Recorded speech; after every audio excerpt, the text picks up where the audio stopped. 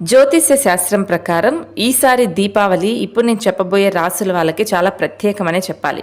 ఎందుకంటే 500 సంవత్సరాల తర్వాత వస్తున్న దీపావళి కాబట్టి 5 విశేష యోగాలు అయితే ఏర్పడబోతున్నాయి.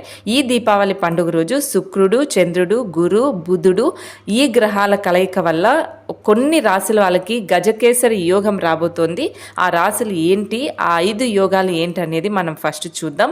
నెంబర్ 1 వచ్చి మేషరాశి. మేషరాశి వాళ్ళకి దీపావళి నాడు విశేష యోగాల కారణంగా అంతా మంచి జరుగుతుంది, ఆర్థికంగా అన్ని లాభాలే జరుగుతాయని చెప్తూ ఉన్నారు.